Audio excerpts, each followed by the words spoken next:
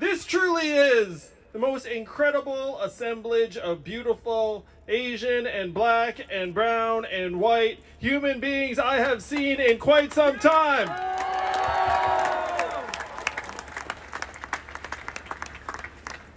First, let's give another round of applause to my soulmate, my rock, the true rock star in our family, my wife, Evelyn. Many of you know that Evelyn herself was the victim of sexual assault by her doctor, and I found that out a number of years ago, and it ate me up. I felt like I'd failed her as a husband, and she went through it for a period alone, and then we shared it as a family, and then years later, she had an opportunity to potentially share that pain, her story, with the world. And as her husband, I was just awestruck by the courage for her to even consider that, consider something so deeply personal. And I wanted to be supportive at every stage as her husband. I said, baby, like whatever you want to do, I'm 100% behind you. But I will let you all know in my heart of hearts, I wanted to get that fucking guy really bad.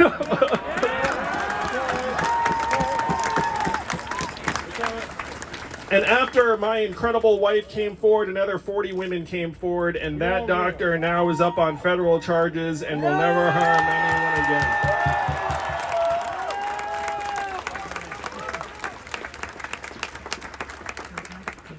So that story, unfortunately, is something of a precursor to what our community has experienced over the last number of days, the last number of weeks and months.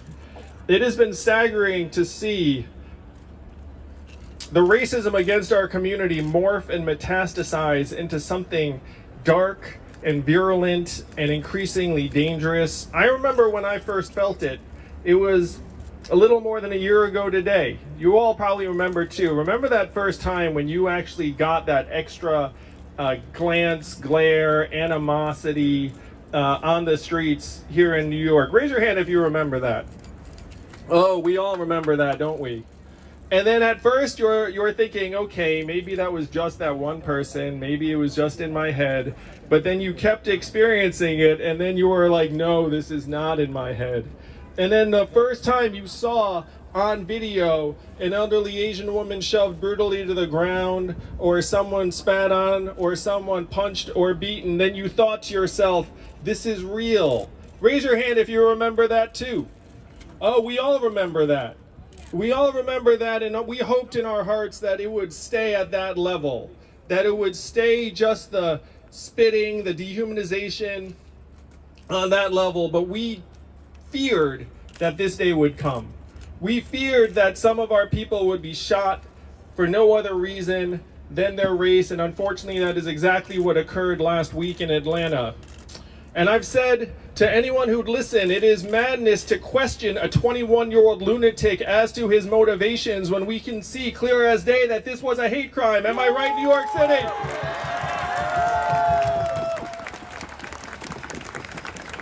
Everyone who is Asian American knows that these women were targeted on the basis of their race. That if you go to an Asian-owned business in an Asian community, and you open the door, you know exactly who you're going to find. You know exactly who you're going to murder in this case. And as Evelyn said, we spent weeks in Atlanta, Georgia, making the case among the Asian American community that we needed to invest in our future, that we needed to get out and vote. And so it was deeply personal seeing these women's stories. I actually imagined, as I know Evelyn did, like, was there a chance that we met them when we were out among the community? Knocking on doors, speaking in plazas. The Asian American community in Atlanta, if you have not been, it is amazing. I was blown away. I went down to Atlanta trying to make the case for Reverend Warnock and John Ossoff, who won and got Chuck Schumer to become Senate Majority Leader. And as Evelyn said, the entire country has many people to thank for that, but among them it is the Asian American voters of the state of Georgia. Asian Americans are 4.7% of the vote there. Do you think that did not make a difference in an election where there was a 1% margin and Asian Americans went 2-1 for the Democrats? That math adds up. You did the math. I did do the math, it's true. So spending time in Atlanta and then seeing the racism against our community become this murderous, this dark, has been very painful for all of us. It's been devastating and heartbreaking for so many of us. And the question is, are we going to make this mean something to our families, our community, and the country? Are we going to make these women's lives and passings mean something? Are we going to make them mean something, New York City?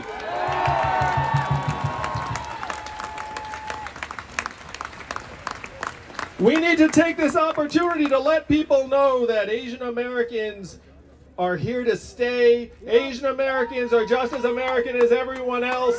Asian Americans are just as human as everyone else.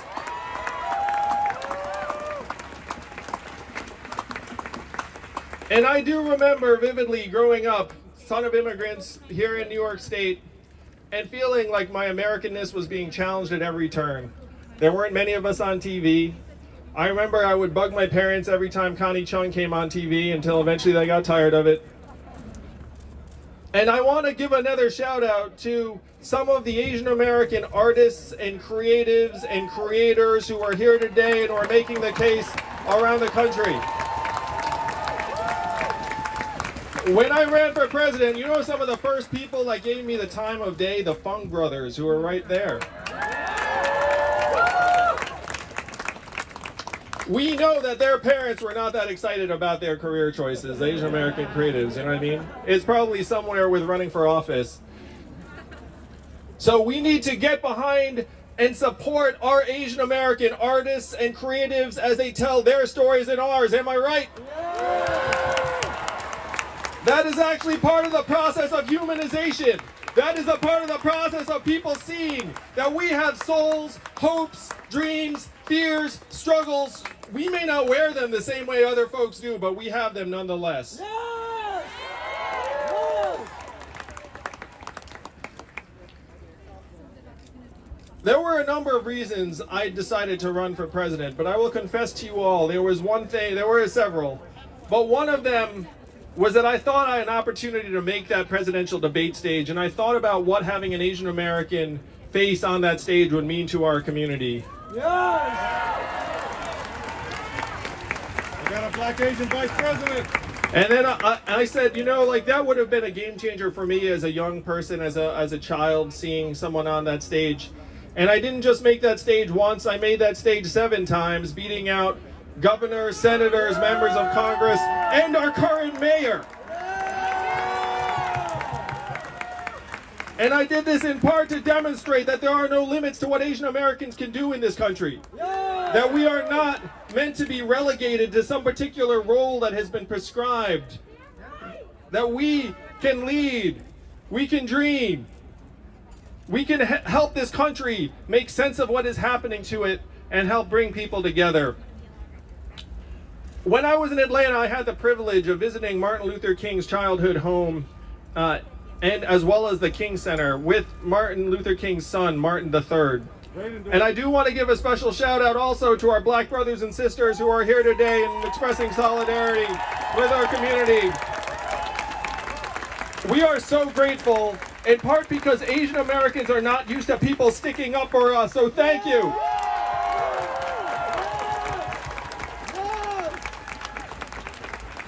But standing on the front stoop of Dr. King's childhood home with his son, as he looked out at the view that he woke up to every day as a child, and his son said to me, on the left you can see there are very affluent houses, and on the right you can see that there are people who are struggling.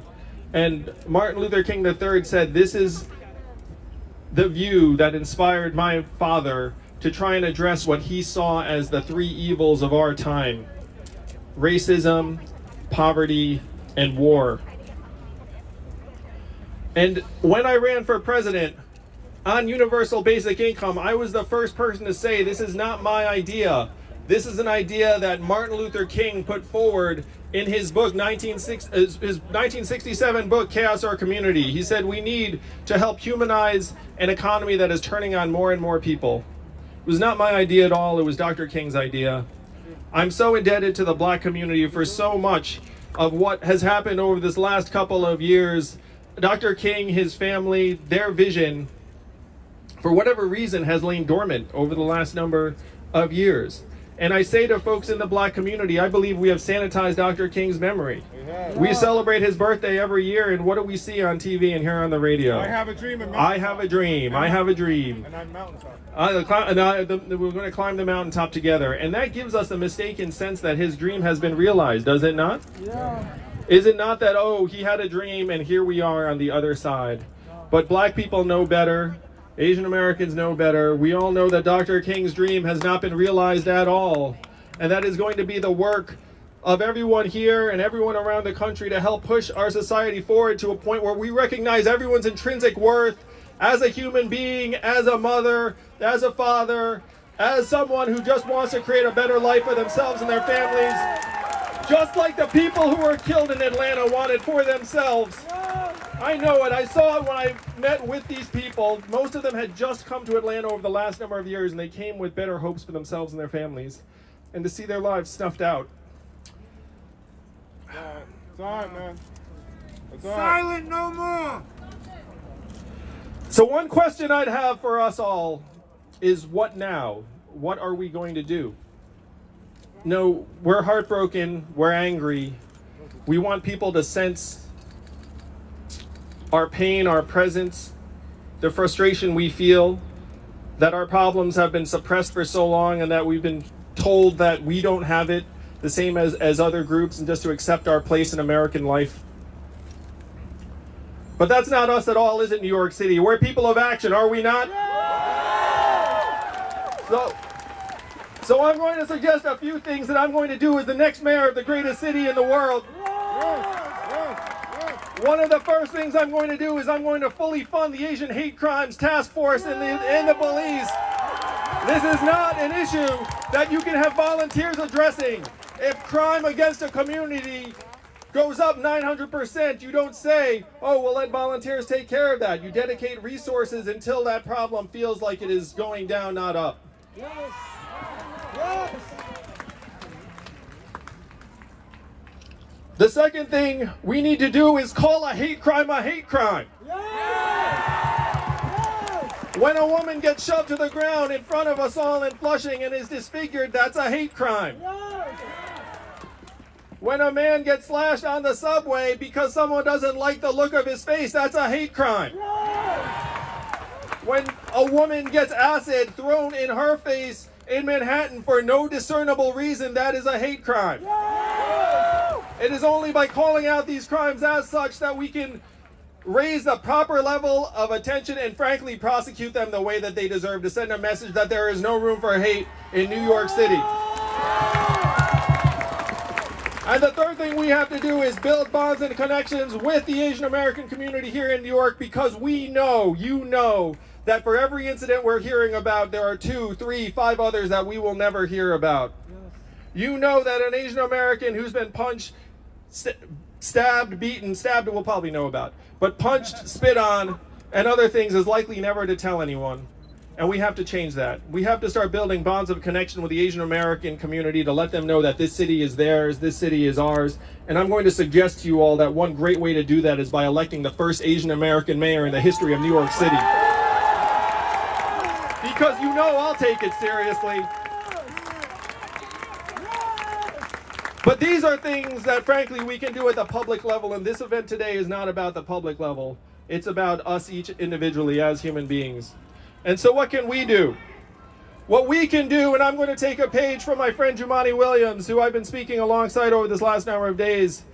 What he says is, look, this starts with us individually. We have to take it upon ourselves to try to greet someone that we see every day that we would not have greeted otherwise. And often those are people that are going to be unseen, that are going to seem invisible. And you might surprise them initially, but over time they will start to see you as a human being that cares about them. They will start seeing themselves as human. If we start to acknowledge each other and our own humanity, then we can expand what it means to be part of a community. Will you all commit to greeting at least one person every day that you might not have greeted otherwise? We can expand the sense of fellowship to include folks who right now might look different than us, who might not think that they're the same, but we are the same. This is one of the lessons I got from visiting Dr. King's birthplace.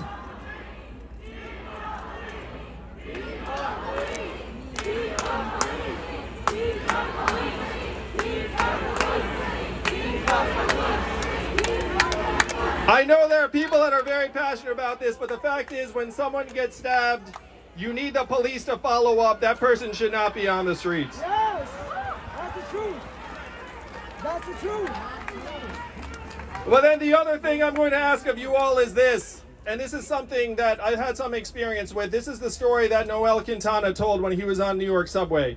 He said that he was having a dispute with this person and that it started to elevate, and that eventually this person took out a box cutter and slashed his face, and you've all seen the picture. You all know what happened to Noel. And Noel said, with tears in his eyes, at an event not that different from this one, not that was held a couple of weeks ago in Foley Square, not that far from here. Some of you were there. Raise your hand if you were there. Yeah. And so if you were there, you remember what he said. He said with tears in his eyes, he said that there were people around and no one did anything. Yeah. And he said with tears in his eyes, he said if someone even had just taken a video, then maybe we would actually have apprehended this person who right now is still free and walking the streets of New York City. Now, I've had some experience with this. I was in a situation where something was happening nearby me, and there is not really like time to think when you're in that situation. Like, I'm not going to present it's like, oh, like, you know, like some people like are somehow, you know, going to make different decisions. But I will say that the commitment we all have to make, this is the best way for us truly to make each other safer, is that when something is happening around you, you have to do something.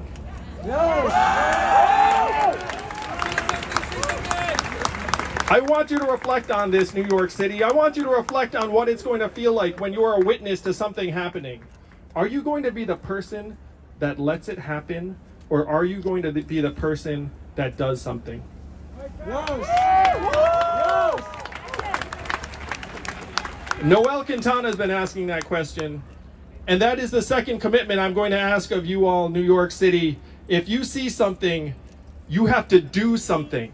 Yes. And if you do something, you'll be able to look yourself in the mirror when you get home at night and say, I did everything I could to help that person. Yes.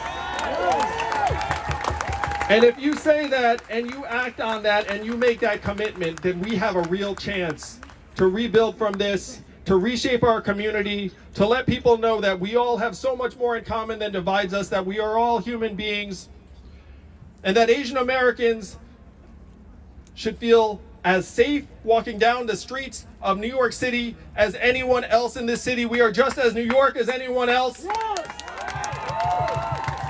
We need to act on that. We need to gather together in events like this, but we need to vote. We need to make our voices heard. And if something is happening in our vicinity that we can do something about, we're damn well going to do something about it. Am I right, New York? So let's help each other. Let's care about each other. And let's rebuild our community, which will include everybody, together. Thank you all so much. I love you, New York City.